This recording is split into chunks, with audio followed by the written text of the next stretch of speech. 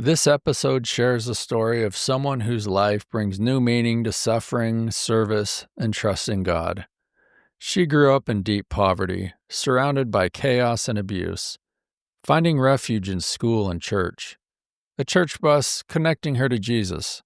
A children's home gave her meals, structure, and even the horses she used to pray for while on the swings in the middle of the projects.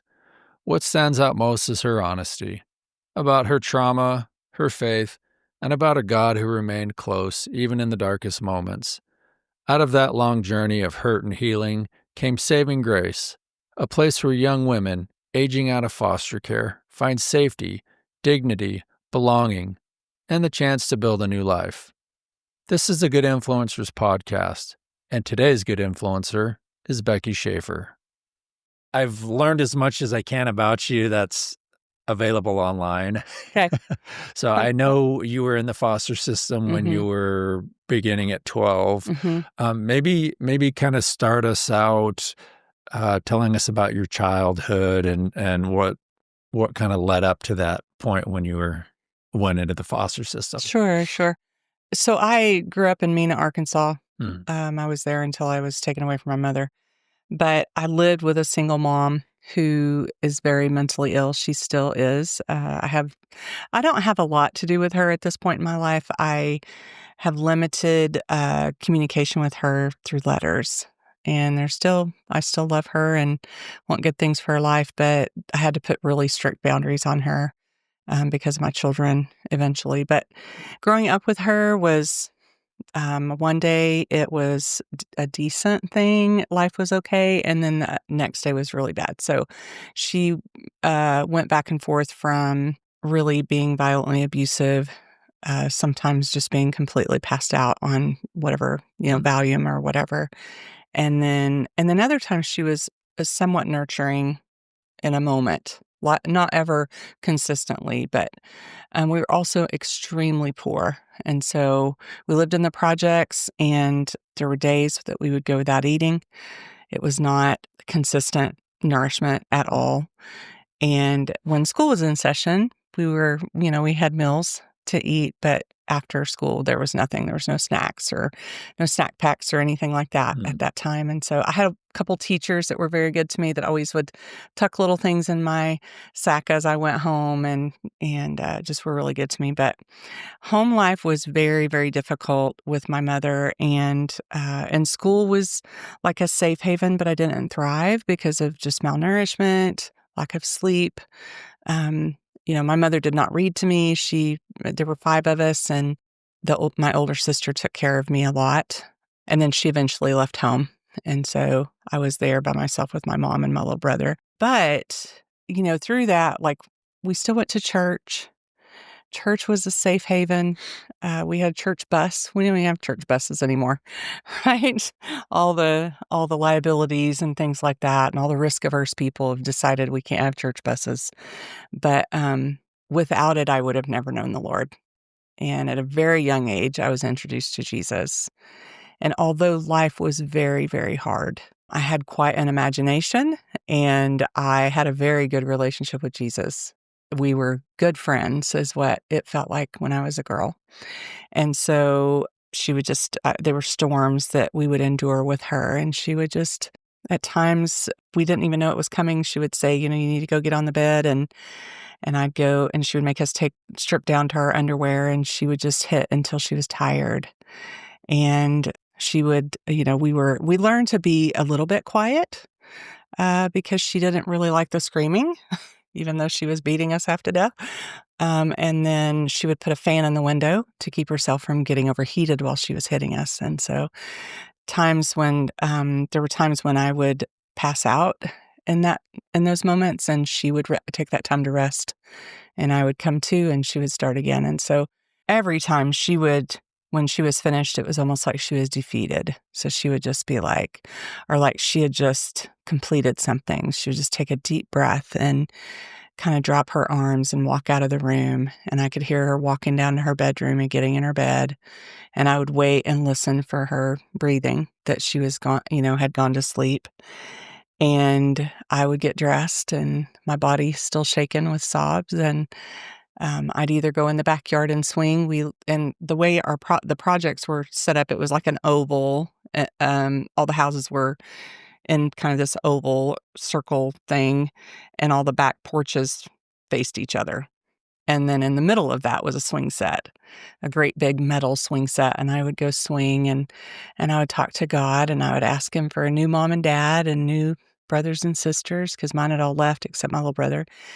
And while I was asking, I wanted horses. I'm like, since I'm asking, I'd really like some horses. And then I would just swing as high as I could, and I would jump, and I would think, just God, just catch me and take me home with you. And he never caught me in that moment. He's caught me many, many times in my life, but he did not catch me in those moments, and didn't take me to heaven with him, even though I wanted to go desperately. And I don't mean that like in a morbid, like almost suicidal sounding way. I literally was like, just take me home with you. I just want to be with you. This part's not good. I'd rather just be with you. And I didn't, as a child, it didn't register with me that I had to die to do that, right? You just very naive. And then the other thing that I would do sometimes is just go and play in the forest for hours. We lived right at the base of Rich Mountain in Mena, and I would just go run and play in the forest for hours by myself, and lots of imagination. And I believed with all my heart that angels were running and playing with me. And they probably were, to be honest. I mean, I look back on it now, and I think it was probably partly true. And then I really, as I got older, I kind of started fighting back with my mom. Like, I would hold on to whatever she was hitting me with so she couldn't hit me. And she would scream and screech with her voice. Probably 11. I started kind of going, this is not fun. I'm going to hang on to this, because then she at least can't hit me. I would oftentimes just get in the fetal position, because she then just would hit my back. She wouldn't hit my head. She hit my head a lot. And I began just to hold on to things and not let her do it. And she would tell me that I was, had demons, and just all the things that a mother should never say to her child.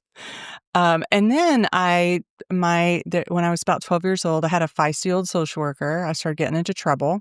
And I started getting into trouble with like older people. So I was just a little kid, and I would hang out with adults that were, smoking pot and drinking and not doing anything with, they were just not doing anything with their lives. And they were kind to me and good to me, and they fed me. Nobody hurt me or anything in that group. So they weren't like horrible people. They just didn't have a lot of goals in their lives. And were these people you met in the projects? And my sister, I had 2 older sisters. And I had an older brother as well. But my second to the oldest sister, she took me to a lot of places with her. And I think she was 6 years older than me, 5 years older than me. She would take me to these places that she went all the time. And so I just would go with her. And then I started getting into trouble, and this feisty old social worker who I couldn't stand. When I was really young, I was still a child, but when I was really young, my mother, we would have to go visit Mrs. Brewer at the courthouse. And I remember being a young girl, and my baby brother was there, and I was 5 when he was born. And then my 2 older sisters, and we would all have to go visit Mrs. Brewer in her office, and we'd have to walk because we didn't have a vehicle. My mother didn't drive ever. I remember my mother giving us a spoonful of dry oatmeal and a drink of milk. So when she asked us what we had for breakfast, we could say oatmeal and milk. Isn't that wholesome? Mm. Wow. And so, but we were starving to death, literally. But we always had milk, because we had a real wonderful dairy lady that delivered milk in the neighborhood, and she would always make sure we had milk from the dairy farm. And so, but anyway, Mrs. Brewer eventually took me away from my mother, and she was feisty about it. Now, I went to jail first as an 11 or 12-year-old, and sat in the little Mena jail cell there in the downtown Mena, and then was sent to a place for juveniles that were in trouble, and then I ran away from that, and then I was taken away again and put in care, which ended up being a children's home. As you're telling me, there's so many thoughts going through my head. I know. I think the biggest thought is, how long was it until you could talk about this? Because you talk about it so eloquently and so kind of easily. Mm-hmm. I would say, I know this isn't your questions, so it's not the answer to your question, but I want you to know part of the reason I can talk about it is because I've forgiven my mother. Like, I went on a journey in my early 30s because I was miserable. I literally just didn't want to wake up. I was so miserable. Mm-hmm. I was very bitter. I didn't know that's what it was. I had children. I even had foster children for a while during that time. And I remember going to the counselor that was seeing my foster kids and going, I need help, but I don't know. I don't even know what that looks like. I don't even know what help I need. I just know I'm miserable in my own skin. And he began to go on a journey with me, and I just did it. I call it my forgiveness journey, and I literally made a timeline, and everybody that ever hurt me from that time before up to that moment, I forgave, and it was very intentional. And I don't know that we're capable as humans of forgiving some of the things that have been done to us and the sins that were committed against us.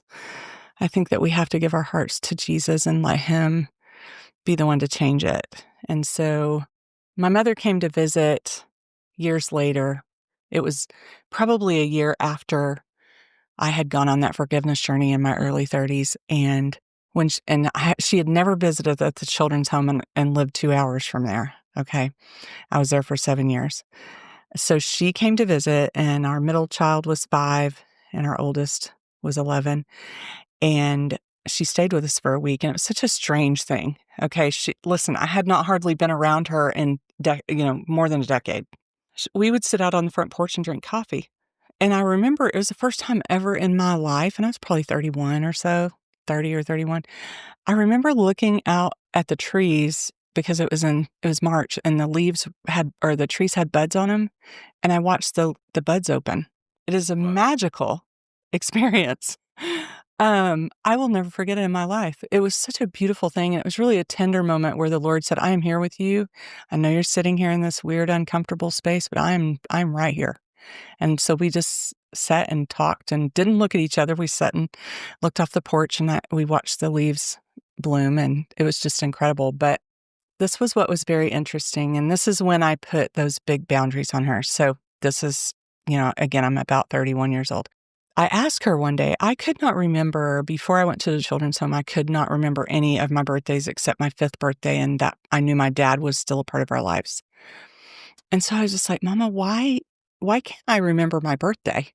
Like, did bad stuff happen on my birthday? Like I was really curious about, goodness, it must have been bad that I blocked it out every year. Was it the anniversary of something? And that's why I don't remember it, because it was so terrible. And she looked at me, I'll never forget. She looked at me like as if she could not believe that I didn't know. And I was like, what, Mama? And she said, well, Rebecca, I didn't do anything for your birthday because nobody did anything for mine. Well, it didn't dawn on me for years that her birthday was 3 days before mine. Wow. And we were all children. And because we didn't do anything for her birthday, she did nothing for mine. And so it didn't hurt me. It just made me go, oh, thank goodness nothing really horrible happened, because I was ready for something terrible, Right. I would say a month or so after she left, she had visited for that week, and she had been gone for a few weeks. She called me and said, Rebecca, I need you to tell Hayden that Grandma is not going to send her anything for her birthday.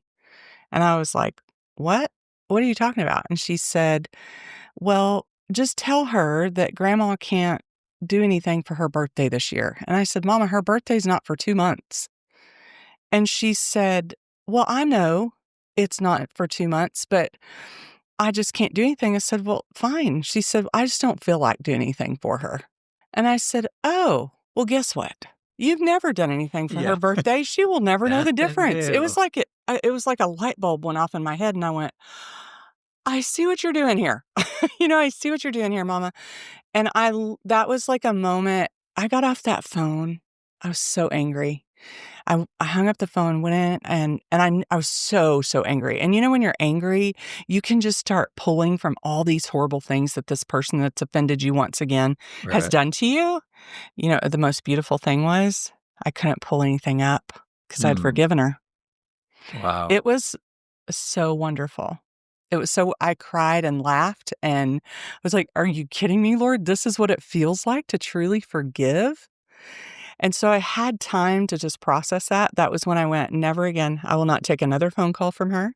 I will not make any phone calls to her. I will write her letters." And that's what I do. I just write her letters. Sometimes she writes me back, sometimes she doesn't. Sometimes she writes me back and tells me I'm going to hell. I mean, like So when you write her letters, what are you Oh, I just write her as if everything's wonderful. I just write her and tell her I would tell her, like, right now, if I wrote her, I would say, "You should see Hayden working with her little miniature pony, and, you should see Caitlin. She's doing so good. She's thriving. That's my youngest daughter. And you should see Kristen because she's got her own business." And I would write her as if it was, the 1900s. And that was our only form of do you use communication. a quill and a Yeah, bottle of yeah, ink? yeah, that's right, that's right. So you've gone through this journey of forgiveness for your mom. Mhm, mhm. Do you feel like she has accepted any Oh, responsibility? absolutely not. Really? No, she doesn't. I don't know if she doesn't know that she was abusive. I know for her, like, my father is 15 years at least older than my mother. He met her when she was 16, and it was her uncle's brothel in Texas. Hmm. Okay, so she was a stunning girl, ivory skin, dark hair, blue eyes, beautiful, beautiful girl. So he met, and I didn't find this out until much later in my life, but it all kind of made sense after that. My grandmother, her mother, was very mentally ill. My grandfather was not, and really couldn't ever, like, he kept just trying to make things normal in their family until she finally left. He couldn't do anything. He came from a really wonderful family, and I think my mother what she did to me and my siblings was horrible. I can only imagine what her mother did to her. Yeah. I mean, she worked in her mother's brother's brothel. Say that 3 times Wow. fast. Yeah, it was very, so I can't even fathom the lack of any nourishment, any kind of, love or care that she ever received from her mother or her mother's family. Yeah. So she was just continuing the cycle. Yeah. Yeah. Yeah. And it's all she knew. And it's not to make excuses for her, but it was just all she knew. Yeah. And so that's really why I can talk about it now with ease. And in fact, when I go and share my story in front of people, and it's going to be a little longer maybe that I'm going to be speaking, I always start, because I tell a lot of stories within that of abuse, but also good things, that happen as well. I need people not to be mad at her. I don't need them to take up offense for me, right? Um, I have forgiven her. Her acts of abuse against me as a child, and my body and my soul and everything have no bearing on my life right now. None. 0. I'm a great mom. I'm a great wife. I am very confident in who I am, but that comes from the Lord. All of that comes from the Lord, you know? So I never want anyone to just be, like, super upset with her because of what she did to me. I need everybody to know that I've forgiven her. So as you've told your story, and I imagine you've told it a lot because it's a pretty remarkable story. I'm assuming some of the audiences you've spoken to aren't religious in nature. Maybe they're a secular audience. Sure. Is there a way, or have you ever attempted to tell your story in a non-secular way, or is it just so? It's interesting. That's such a great question. I remember when we started Saving Grace, and there were a couple of times where I had great pause and going, how do I talk to this certain people group? Because I didn't want to offend them, and I struggled with how to find my words to tell my story without including the Lord. I remember praying about it leading up to it. And these people, it was a wonderful, wonderful group of men. And in fact, they didn't think I would let them volunteer because of just where they were coming from. And I was just like, unless you do anything weird and freaky, like, we really would love for you to come and serve. But I knew I was going to give them a tour. It's what I did. Yeah. But we hadn't even opened yet at that point. And so the Lord just so softly and tenderly reminded me that this story is actually his story about me. And without him being in it, I wouldn't be here today. I'd be in a ditch just like the rest of my family. Yeah. You know what I mean? So, and I have a baby brother who is not in a ditch. He's a wonderful, wonderful man. He has an incredible wife and he's incredibly successful, and I adore him. I love him so much. But my other siblings have had a hard way of it. I mean, they've had a hard go of it. And so, yeah. Nice. Yeah, it's interesting because not only are you talking about difficult things in your life, you're openly talking about faith in God, and both of those things are hard for people to talk about. But you know, let alone talking about them together and doing it comfortably and confidently. I think so many times though we think, oh, as a believer, you shouldn't be suffering, or as a believer, why would God let that happen to a small child? And listen, when I sit on his holy lap someday, when I'm in heaven with him, I've got some questions. Yeah. Listen, I want to know, like, he could totally bop people on the head and they'd be dead and no children would be ever abused again. Yeah. I don't understand why we can't just do that. And, but I also know that the word says that he will never leave us or forsake us, ever. Yeah. And that nothing can separate us from his love. So in Romans 8, it talks about that nothing separates us from the love of God. Not height or depth. I mean, nothing. And so when we think about that and that he'll never leave us or forsake us, it doesn't mean that he's completely guarding us and putting in this little bubble. Right. We're living in a fallen world and sinful things are going to happen. And to be honest with you, in that journey to forgive all those people, I was sexually abused as a child and physically abused and, mistreated on every level that you can imagine. And that was so hard. And when I remember in my journey, there was a point when I realized that Jesus didn't just die for my sins. He died for the sins that were done unto me. I got a little hacked off about that. Like, he's God, though. And we think that we have to somehow put up this pretense when we go and speak to him. And he is Almighty God. And in fact, the word says that the Holy Spirit intercedes for us with groanings that we can't comprehend. So we're not actually, like, the Holy Spirit is our mediator between us and, Almighty God. Right. So the Holy Spirit's going before him with those agonizing things that we're suffering through and from. And I always tell people, I met somebody a while back and he was very angry and some really bad things had happened. He said, I'm so angry at God. And he said, I just feel like cussing all the time. And, and I was just like, then he already knows it's in there. Just get it on out. Like, just spit it out. You don't have to guard every word you're saying when you're in the suffering, when you're talking to the Lord.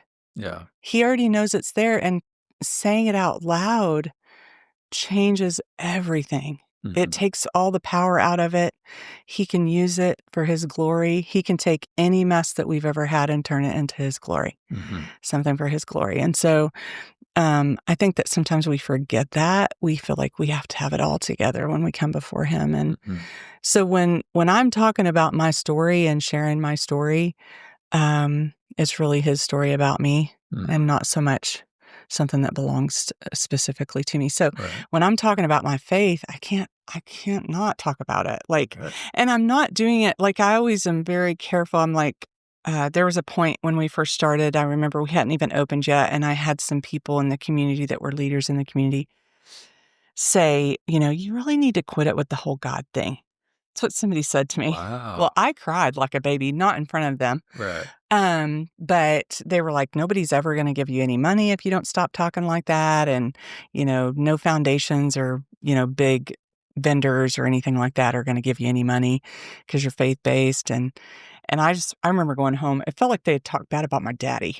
Yeah. You know what I mean? I was just like so broken over it. And my sweet husband is so kind. And I remember going home. I tell people this story, and I always say he's only done this a handful of times in 37 years. So don't think he's he's an awesome man, but he doesn't do this all the time.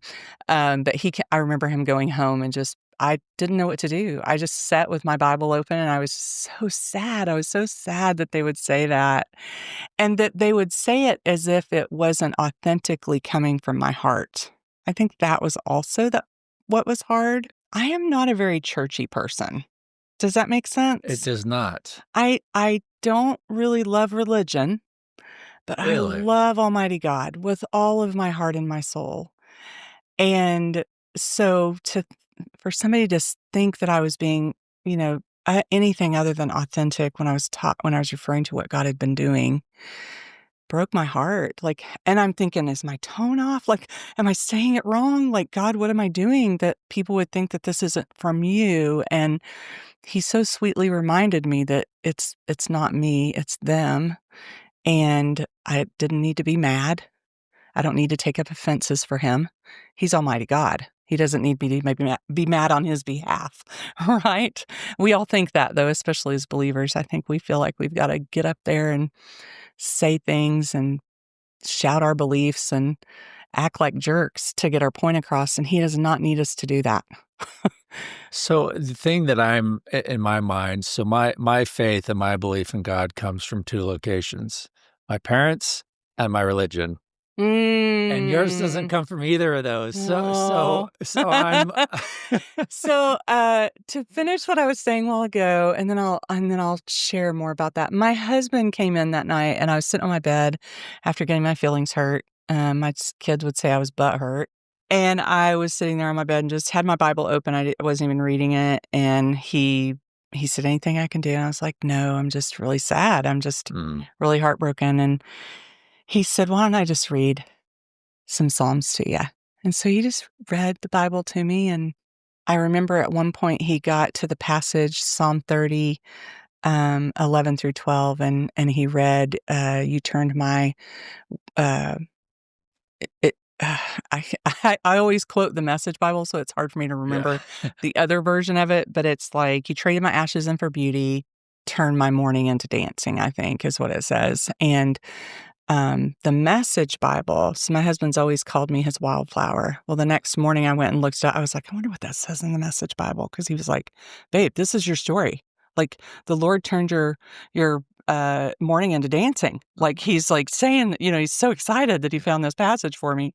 Well, the next morning I get up, it was early, and I go and look it up. And in the Message Bible, it says, "You turned my wild lament into whirling dancing. You ripped off my black mourning band, and you decked me in wildflowers. I can't stop praising you." Nice. Isn't that wonderful? So that's awesome. like the Lord cupping my face like you would one of your little kiddos, Right, yeah. to say, "It's okay. I got you. We're going to be okay." You're his wildflower. Yeah. That's cool. So I think the thing with religion, not that religion's bad. That's not, please don't misunderstand me. Some people need the rhythm of religion, right? The rhythms that we have, the cadence in those, and the beauty in some of that, and the rituals and things.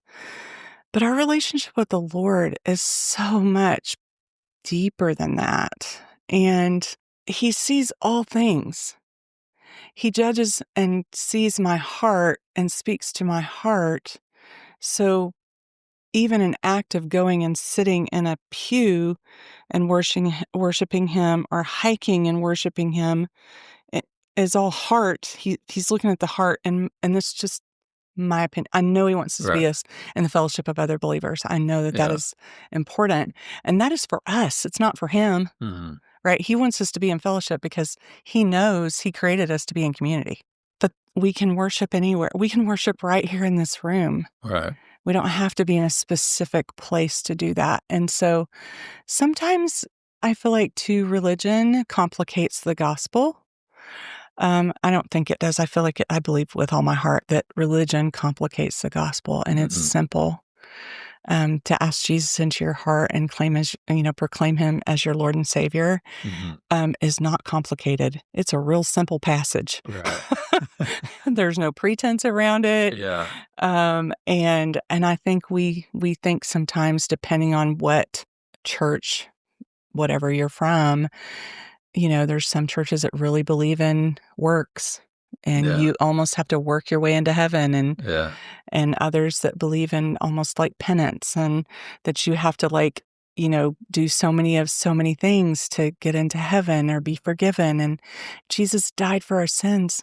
He didn't say, I'm going to die. I'm going to go over here and get brutally murdered and die and raise again, come to life again. Yeah. And then also you have to do this, this, and this. He didn't say any of that. It's so simple, and we complicate it, and we act like, well, you can't, if you're going to come to our church, you have to dress this way, or if you have to, want to be a part of this, you have to be this way. I just think it complicates things, and it makes it hard for everyone. Welcome to The Good Influencers. I'm your host, Ty Manning. At my business, Restoration One of Northwest Arkansas, we restore properties damaged by water, fire, and mold. Our unique difference, though, and the inspiration for this podcast, lies with our incredible team. Most of our dedicated professionals are on paths of recovery, living out the good influence we highlight here. They bring a culture of trust and resilience to every project, ensuring that your home or business isn't just repaired, but thoughtfully restored. Choosing Restoration One means you're getting expert service from a team driven by purpose and a desire to have a positive influence. If you need compassionate restoration services, find us online at restorationoneofnwa.com or call us 24/7 at 479-866-4257. We're here to restore your property and your peace of mind. Yeah, there was a point in my life where I overcomplicated my religion, and where I got into a habit of checking boxes and into the routine. Yeah. And I got hit with some trial and realized that's not sufficient. No. And I quickly realized it was the relationship that I needed to be focusing on. And it was the connection with God that I needed to be focusing on. And, luckily I'm able to, my religion helps me to do that. Sure. But my focus has changed from structure, routine to connection and relationship. Yeah. And I Which you think can do that important. camping. Right. That's the beauty in that. I attend a church right now that is, and we've been to a couple of different churches in Northwest Arkansas, and I love the churches that we've attended. Yeah. And oh my goodness, I love the people in the churches we've attended. But there was a point, I think, probably in 2020, around then, where I just began to feel like that it was almost more work to be there than it was a joy. Right. And so, and that was totally a wrestling between me and the Lord. I was going, what is the purpose of the church, Lord? Why did the church, why was it birthed? Yeah. And so it wasn't like I went and studied as in a scholar type studying, but I really, really wanted to understand. And I think that everybody has to, when it comes to religion and different churches and places of worship, you have to go where you feel comfortable. Okay. And to be honest with you, right now, I go to this little teeny tiny little Christian church in Hiawassee, which I love, and I almost don't want to say it out loud because I don't want a bunch of people going, is that terrible? That's awful. You can come, you just can't change anything. That's funny. We sit in hard pews that are original to the church. Right. We take communion together as a congregation of 10. Nice. Maybe 15 or 20 at times, but mostly 10 to 15 is tops the number. We have a wonderful gentleman who plays the piano. That's the only music. And this wonderful woman who leads singing every week. And we open hymn books and we sing out of hymn books. And my 21-year-old daughter is really the one that found it. She was looking for a church that had just peeled away all the pretense and just, it doesn't get much more simple than that. Nope. We take communion, we have a message, and love on each other and go home. And it is the best experience every week that it brings tears. I love the simplicity and the paring down. Right. When all that's left is being at the foot of Jesus or the feet of Jesus. And that makes me really happy. Yeah. Yeah. I can respect that. Yeah. That's good. So one of the themes of the podcast that has kind of emerged naturally is this idea of suffering and using that suffering to bless other people's lives. And that's what has happened in your life. You suffered as a child, and now as an adult, you're blessing other people's lives, and you're doing that through Saving Grace. So can you tell us how Saving Grace really came to be, and just kind of the progression of it? Sure. So when I was taken to the children's home, I had flunked out of everything in school, just not done well in academics. But I went to the children's home and had 3 meals a day. I always knew that we weren't going to go to bed hungry. I had foster parents who were there for us and support to us, and brothers and sisters and horses, by the way. Yeah. God gave me horses. He gave them to you, yeah. He did. He did. And then there was a private school on property. The children's home is called Cooks and Hills, and it's just about an hour from here. Okay. It's in Northeast Oklahoma. It's called Cooks and Hills Christian Ministries, and I have the awesome privilege of serving on the board right now. And so, but I thrived there. It was a wonderful, wonderful place for me to grow up. I learned so many things. But when I graduated from high school, I had to leave. You don't just, and it's still this way today in our country. When a child turns 18 or graduates from high school, they can't be in the same room with, like, a bedroom with a minor, right? Yeah. So if a foster family has 2 foster kids in the same bedroom, there's so many stipulations, it's ridiculous. But anyway, you have these 2 kids, and both are 17. Well, one of those 17-year-olds are going to turn 18 before the other one. Well, they can't be roommates anymore because one's a minor and one's an adult. Oh, okay. There's just a lot of things, a lot of layers to the problem in America when it comes to our children and foster care. But I graduated from high school. I ended up going to college because I needed a place to live. And when I went to college, I chose Dallas Christian College because it was a smaller school, even though it was 6 hours from me. I should have never gone that far. But I'm thankful that I did. I always tell people this. I'm thankful I did because I married the cutest boy ever, and he's very, very smart, and he's very strong, and he is a realist, and I am a rainbow chasing, like, unicorn rider.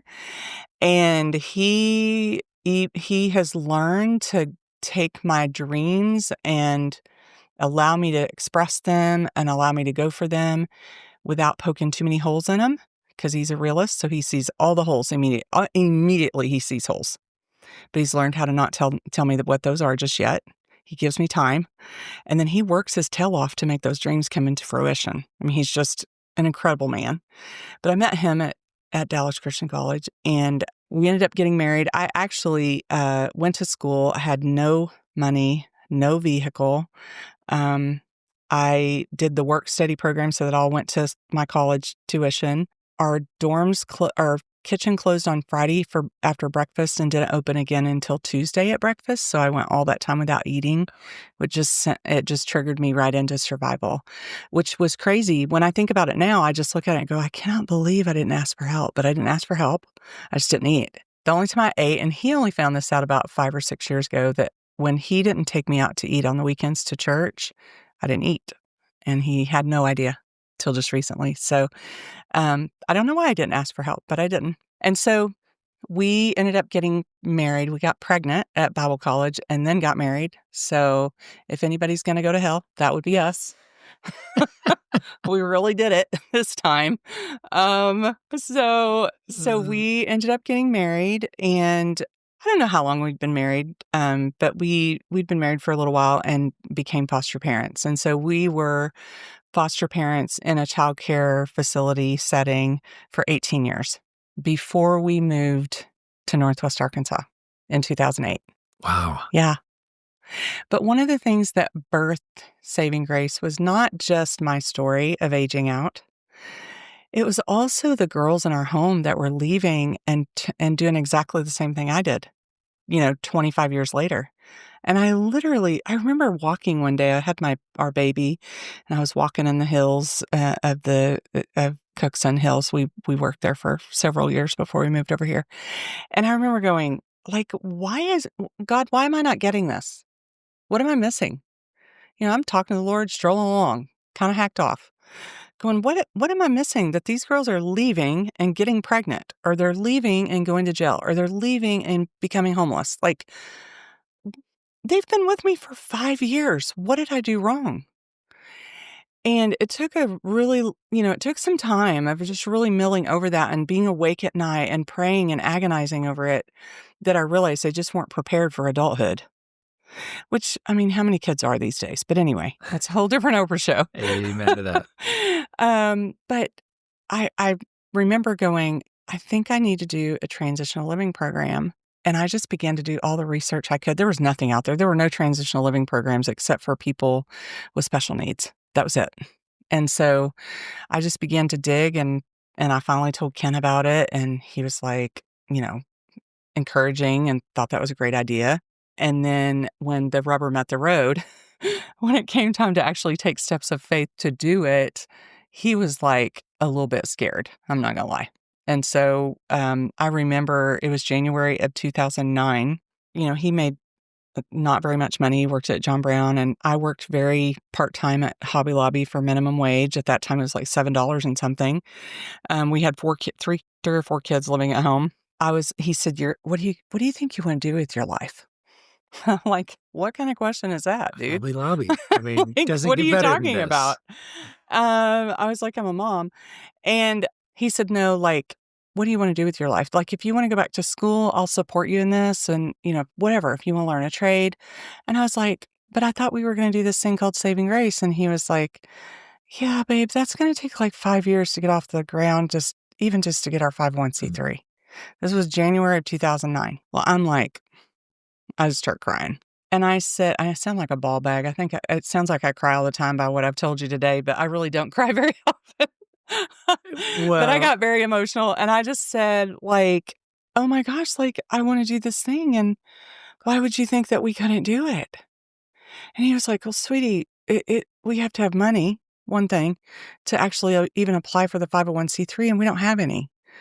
And I was like, oh, well, can we just pray and ask God for a sign that if this is what I'm supposed to do, that he'll show us the way? And he was like, yeah, sure. And he came and knelt, right in front of me, and put his hands on my knees and began to pray and ask God, with his tongue in his cheek, Lord, if it's your will for Becky to do this Saving Grace thing, would you please, send us a sign if this is what we're supposed to do?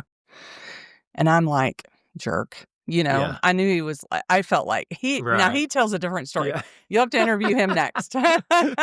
He tells a different story. And so, we both left, and I went and clocked in at Hobby Lobby, still kind of being a whiny butt, and went to my fabric counter. And my very first customer that morning was this woman named Karen. And we'd only been in Northwest Arkansas since June of the previous year. So not even a year, just a few months.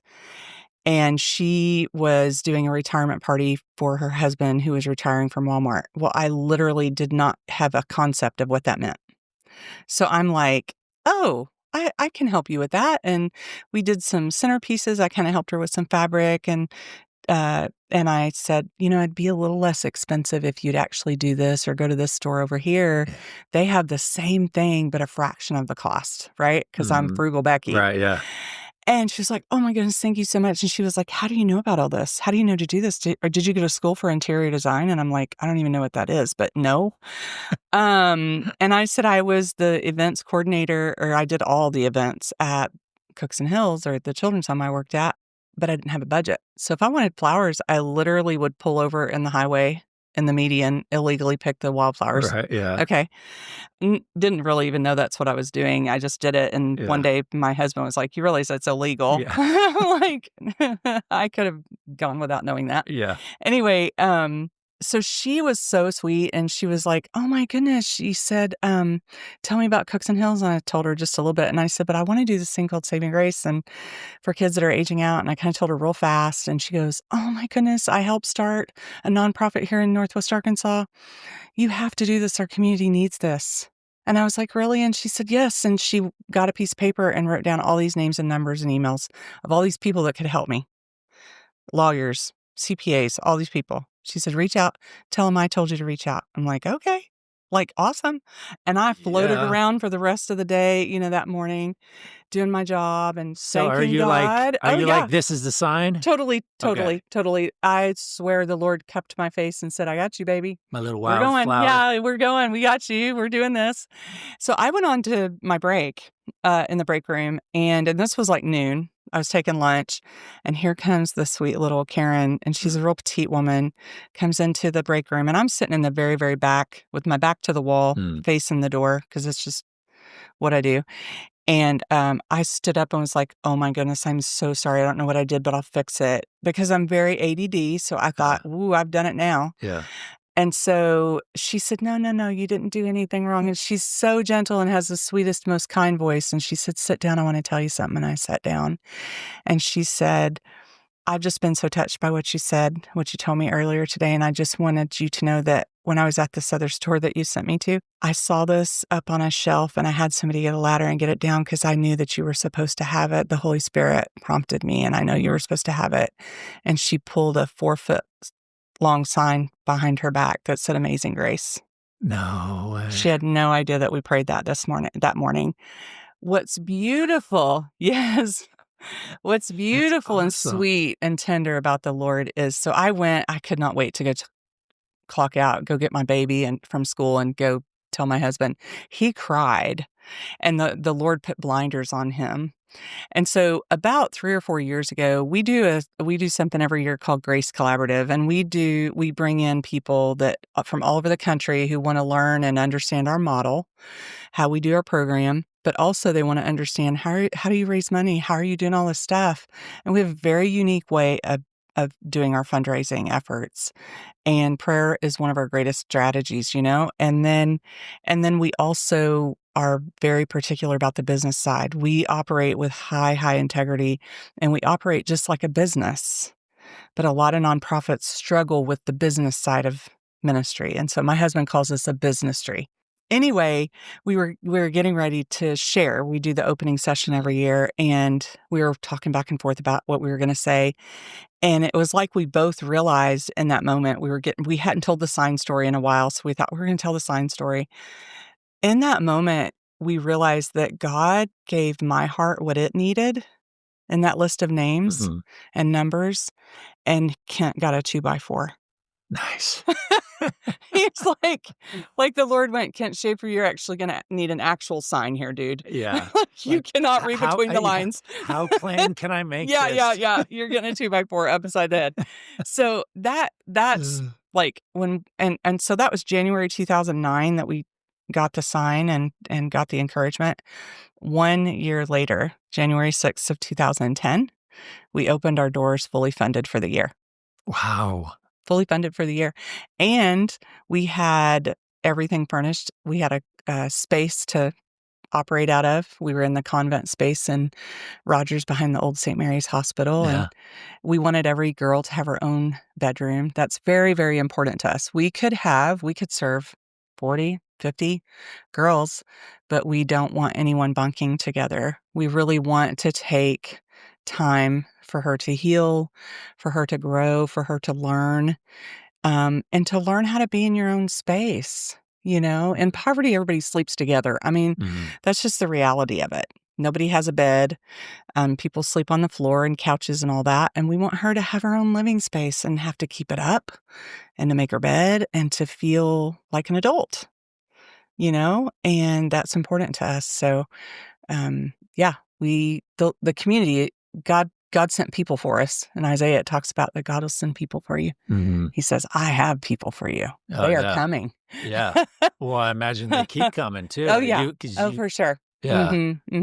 Well, one thing I can't get out of my mind is, so you've shared two stories where somebody basically told you couldn't do something and it made you cry. I don't see, if getting to know you this last little bit, I get the impression now if somebody tells you can't do something, you're not going to cry, you're going to make it happen. One of the things I've had to learn over the years is not like, I want to tell everybody what's going on. Some people just can't handle it. What we're doing, what God has called us to in that space is so deep and so wide. Mm-hmm. And so many times when we have visions where we think we're supposed to do something, we think so small. And God is anything but small. Mm-hmm. And one of the things that really, I think, motivates me is I don't feel like I have anything to lose. We've always made sure we were not in debt as a couple. Mm-hmm. We always live below our means. We're very intentional about that. And there's sometimes we get a little carried away with our spending, right? Yeah. But we've never been in any kind of financial crisis, thank God. Yeah. And a lot of that is Kent Shaffer. Listen, okay, my realist husband, that's why we have some retirement. Otherwise I'd give it all away. Yeah. I would just be like, oh, that guy in the corner there, he needs some cash. And Kent's like, Rebecca, he does not need cash. Stop it. Yeah. We'll go buy him a meal. Yeah. He's just very, he's very practical. Mm-hmm. Not that he doesn't have a heart of gold and want to give and serve, but he's very realistic. And I'm like going, oh, there's a cloud, there's a rainbow, there's a squirrel. So I don't feel like I have anything to lose, right? Mm-hmm.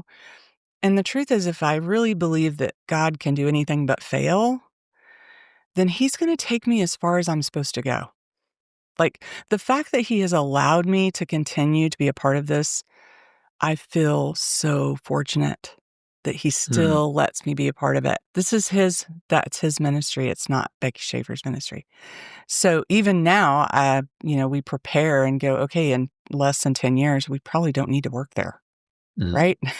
I'm 56. I probably need to hand that off sometime down the road. So when I die, it doesn't die with me. Mm-hmm. Those girls 10, 20 years down the road deserve to have a soft place to land, a new place to launch, a safe place to learn and make mistakes and fail and get up and try again. Mm-hmm. How selfish would it be for me just to hang on and take it with me to the grave? Wouldn't that be awful? Yeah. And how would I be being a good steward of what God's provided through all the people that have given? So it's very important to us that we intentionally transition and pass that baton to the next person that will lead this ministry. But we do things, we're not risk averse to where we're not allowing things to happen. We don't also just fly by the seat of our pants all the time. We're very intentional as we plan. As we did a strategic plan in 2016, we knew we had to grow. We knew we had a responsibility to grow. We were financially healthy. Even through COVID, we were not affected by that. I'm so grateful. I just feel so grateful that God would see fit to continue to allow us to exist through all of that. Lots of nonprofits closed because of 2020. Mm-hmm. And, the work has to still go on. You just manage, and it's like you're in a cloud by yourself trying to manage the stuff going on with these girls and them sometimes getting to go to work and sometimes not, and nobody having any money and figuring out what to do and to how to help them to thrive without handing them everything. All that was a part of that COVID experience, right? And so, but then we also had to find joy in the moment. So we played a lot and we went on little trips together and, just tried to do things to help them learn how to do things differently than the generation before. That's a big deal to us. And so, God continues to provide. He provides through people, and he continues to send new people to give. And as we've grown, our budget has grown, and he still continues to bring new people to the table to give. And so again, I feel so fortunate that he continues to let me be a part of it. I'm really curious to learn about some of the girls. You've had 250 plus girls come through the program. I want to hear their stories or learn about them, learn who they are. And I know you can't get into detail. Sure. But just some of those relationships that you've established, some of the maybe influence that you've seen, the changes that you've had on their life, the the changes they've had on your life. Maybe you can talk a little bit about the girls. I love that you said influences for change in my own life, because we look up to these girls. One of the things we tell people all the time, two things we require of these kids as they come in, is that they have grit and they have curiosity. They've got to be curious about something different, or they'll never do anything different. And so there's lots of curiosity and there's lots and lots of grit. And everybody's grit looks a little different. Some's a little rougher. Some's a little like cusser. It's like there's some bad words involved in their grit. Right, yeah. And we just try to love them just right where they're at. But some of the things that I always spent, there was a point early in our years, we had a moment of just a profound, almost aha moment. I remember sitting around with my team and we were trying to figure out some things to talk about at our luncheon that was coming up. It's so important when you're doing a fundraiser that the people there leave feeling like they made a difference, or knowing, assured that they made a difference. Yeah. And so our donors, are paying for lives changed. That's what they're paying for. They want these girls to have an experience that changes their life. And so we were sitting at this table, there were probably 6 of us, and we were just chatting along and whose story are we going to tell? And anyway, we got to laughing and stuff. And somebody said something about a birthday party that happened that week. And they were like, this was her first time ever to blow out candles on her very own birthday cake. And there was silence. We're like, what? What are you talking about? Yeah. So then somebody else said, yeah, so-and-so learned to ride a bicycle in the parking lot a few weeks ago. Yeah, these are adult women. And it was like, holy cow. So we have girls who come in that moment, we realized we have girls who come in who've never driven a vehicle, who 3 generations before them didn't drive, because that's what happens in poverty. We have girls who have never had gainful employment, and neither have 3 generations before them. Yeah. And we talk about people, the poor, like they should just get a job, but there's no systemic memory in their bodies to get up and go to work. So when our girls come in, they've never had a job, and neither did their parents or their grandparents, and really it's just mom and grandma, because men are not around usually in poverty. They work 10 hours a week and think, I'm going to die. I've worked 10 hours this week. And we're like, try 10 hours a day. Like they literally don't have any form of reference, that's a systemic memory for work. And there is dignity in work. And we're wondering why the poor continues to stay poor. They don't know anything different. Yeah. Right. And so we have girls who are the first to graduate from high school, first to go to college. They learn to swim. They've never learned to swim.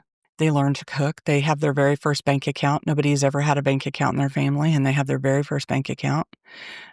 So many first, right? I mean, my kids, I don't know about your kids, but my kids had bank accounts almost as soon as they could write a signature. Like we started a little account for them. Those were like important pieces in their development.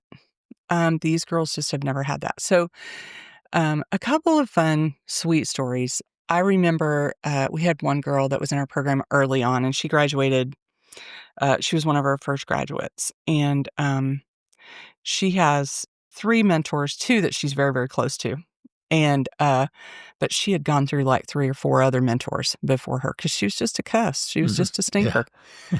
So these 2 mentors just stayed with her. They would show up at stuff and they were just obnoxious in their attendance. They were just going to be present no matter what.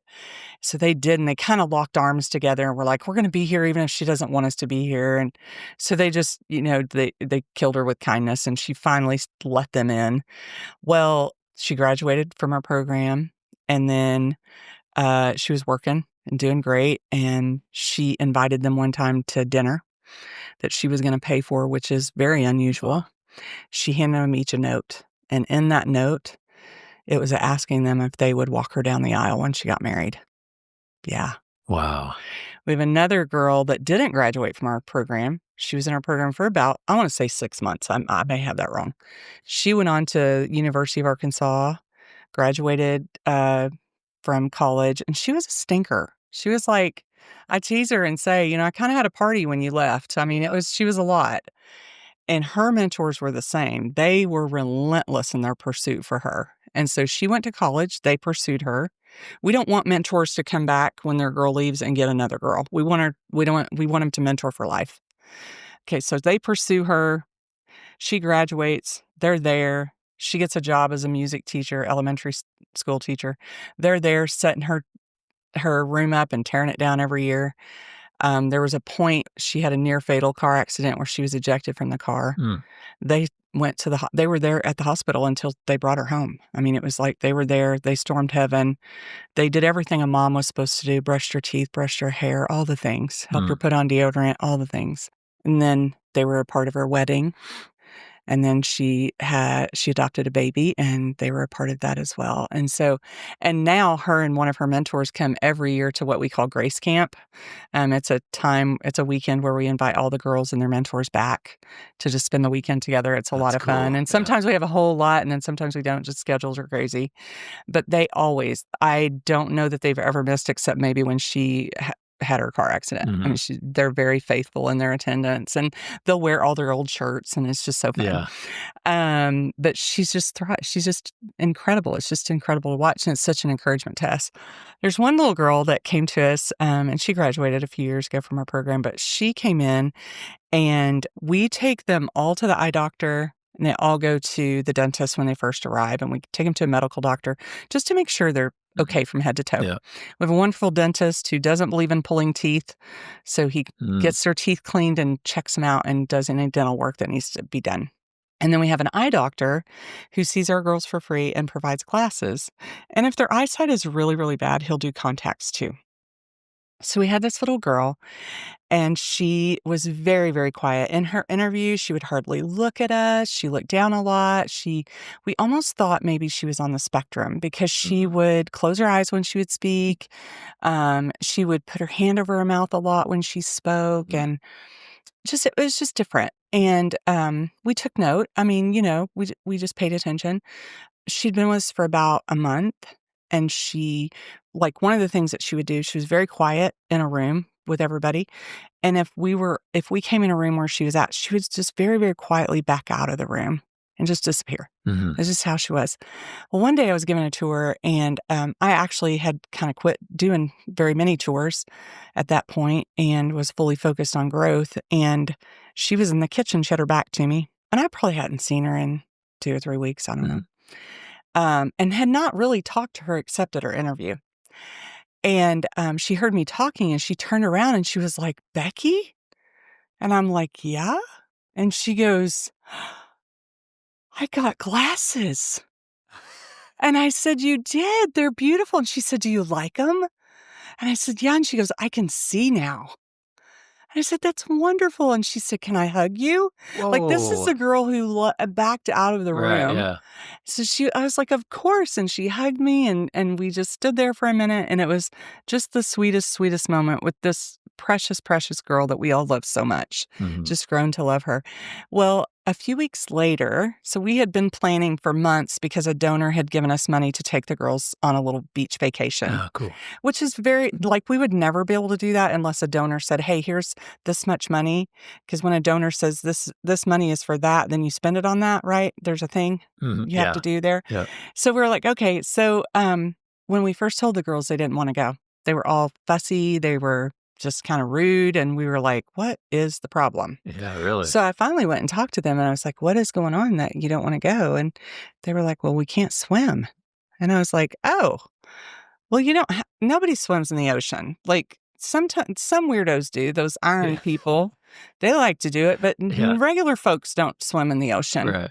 So you're going to be okay. But in the meantime, we're going to get you swim lessons." So they all took swim lessons and learned to swim. And of course, some of them wanted life jackets, even when took them, bought swimsuits and their beach towels and all that. And then we drove to Dolphin Island and rented a house out there. And my husband and I got to cook for them. And we cooked every meal but 2. It was so fun. But even then, those girls watched us like a hawk. And every once in a while, they would say things like, "Do y'all ever fight?" And I'm like, "In the last 5 minutes? What do you mean, do we ever fight?" Really? Like, yeah, all the time. But this little girl, I'm trying not to say her name, this little girl that had just gotten her glasses, He also gave her contacts because she was literally legally blind. Mm-hmm. Well, we got her a snorkeling outfit. So she's out in the ocean for hours swimming back and forth with her little goggles and her little thing and her little flippers. And we would say, hey, come put some more sunscreen on, or hey, come get a drink of water, come eat some food. She was exploring with her eyes in a way I wish we all did. It was like she was seeing life for the very first time. And so when she would eat, we made eggs every day, but I did something different with them every day. She would eat and she would come up and she would say, those are the best eggs I've ever eaten. Can I have the recipe? And I was like, yeah, it's scrambled. Yeah. Scrambled salt and pepper. You know what I mean? Right. But just so precious and so grateful. We take for granted, I think, what we have in the middle class. Mm-hmm. We don't understand the unwritten rules of poverty. And one of those unwritten rules is you can't do better than the generation before you. So if your parents didn't graduate, you don't graduate. You sure don't go to college. Where you can see when it's situational poverty because the parents are pushing the kids for something more than they ever had, right? But in poverty, that's not what happens. In poverty, they want everybody to be at the same level. So poverty's it's a mindset. It is. It's a culture. Yeah. All its own. Yeah. And again, there's situational poverty, which is very, very different. And then there's poverty that's generational poverty. And it's a cycle that never ends until somebody, like for me, I think that Ruby Payne, who wrote A Framework for Understanding Poverty, said there's 3 ways to get out of poverty. You actually move away from the people that keep you in poverty, which is usually your family. You marry out of it, right? Or somebody walks with you for 2 years to get you out, and doesn't leave your side. So even right now, with all that's going on in our country, with food stamps and grocery bills going higher, and everybody's kind of freaking out. I don't know if you've seen it. Everybody's kind of freaking out.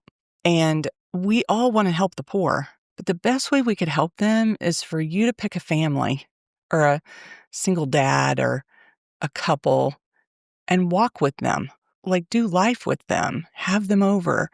If you're going to the lake, take them to the lake. Let them see a different way. That's too much work. I just want to give them my money and be on my way. Sure, it's not ever gonna. If you really want to help the poor, we all throw money at the poor and we throw stuff. I'm the worst. I mean, I remember one time the Lord convicted me. Every once in a while, the Holy Spirit makes eye contact with me and it's like, yeah, I'm in big trouble. Yeah.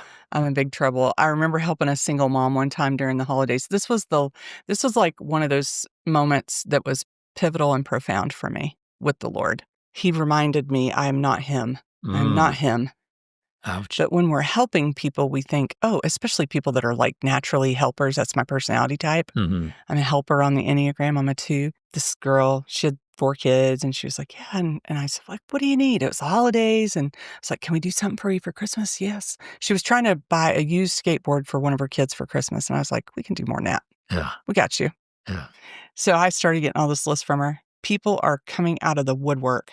I can post something on social media and be like, can y'all please quit sending me money so I don't have to pay taxes on this stuff? God, Yeah.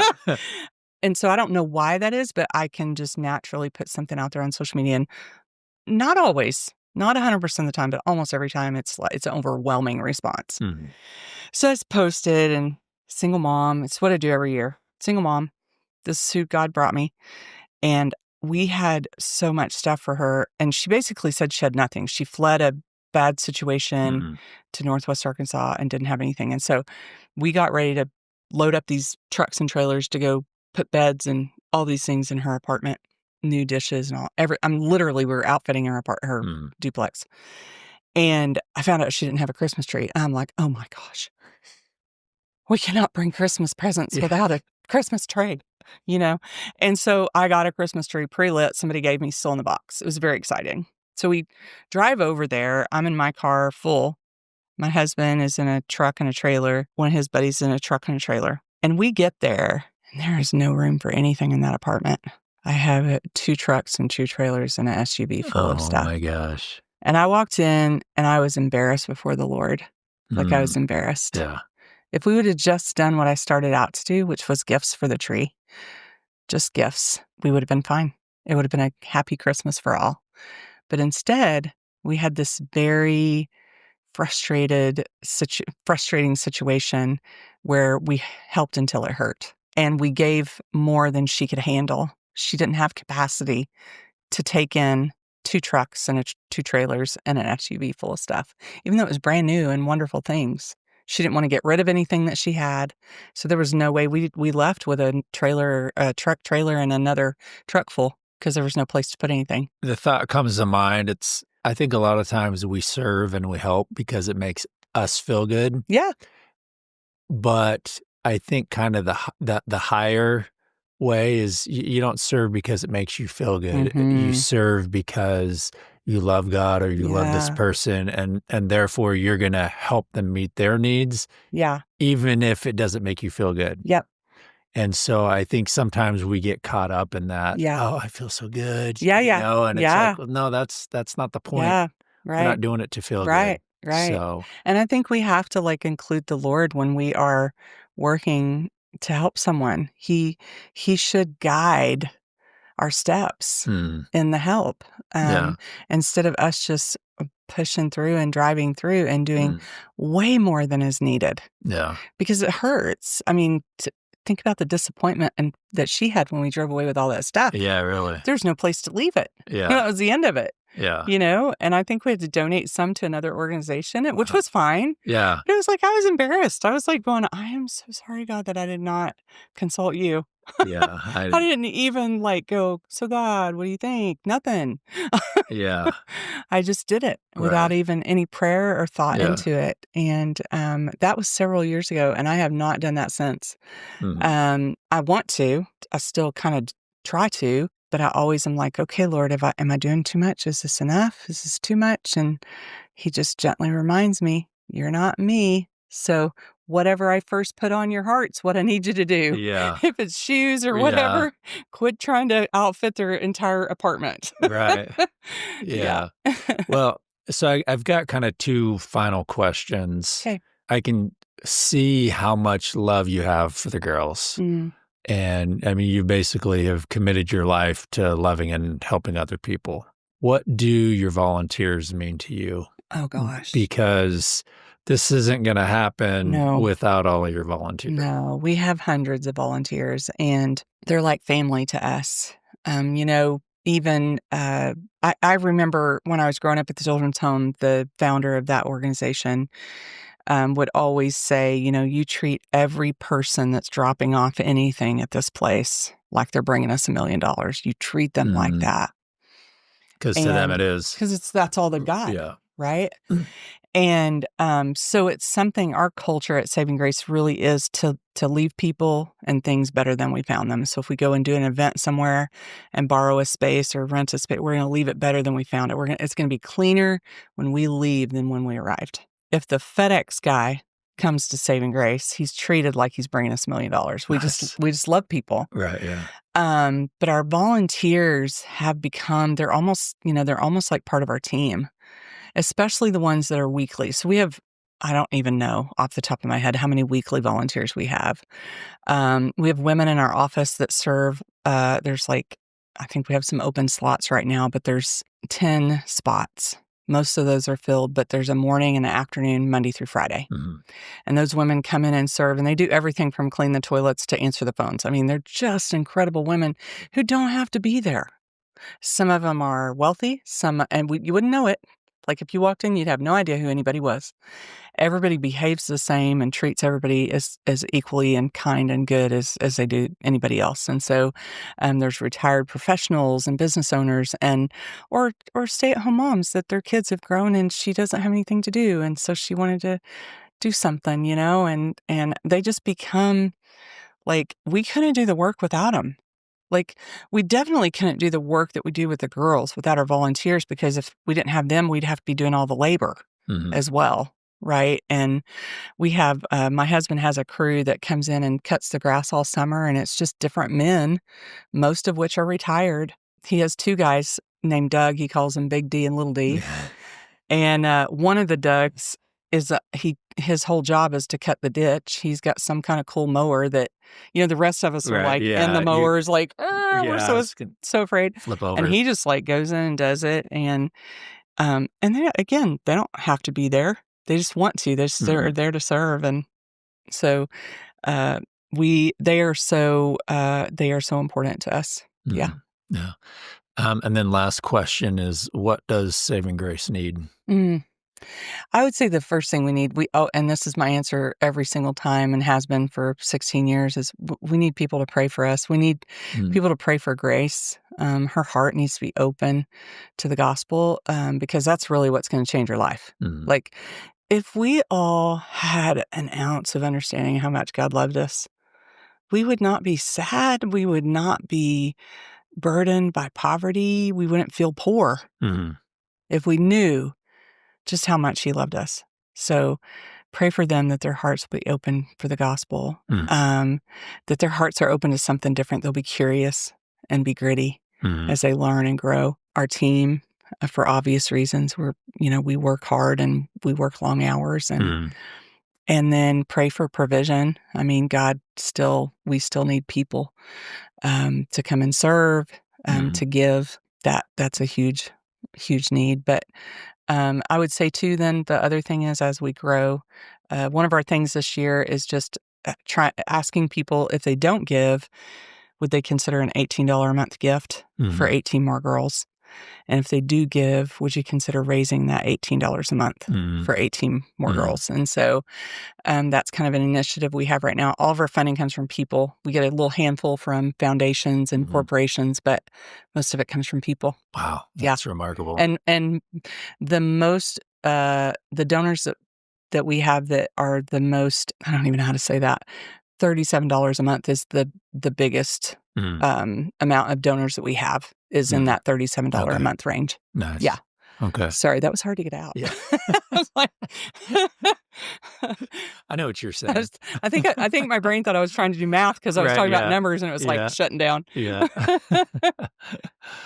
All right. Well, I appreciate you coming and sharing your story and thank you for having me. Yeah, and it's helped me to reflect on how I approach life and how I approach service and how I approach my relationship with God. And, I just hope the listeners will each, find something that they can walk away with that can help improve their lives a little bit. So I appreciate you being a way to help people achieve that. Thank you. So, thank you. It's been an honor to be here. Well, thanks.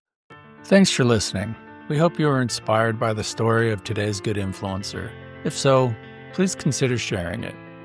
Also, if you know someone doing good in our community whose story needs to be heard, send them my way. You can email me at thegoodinfluencerspodcast@gmail.com.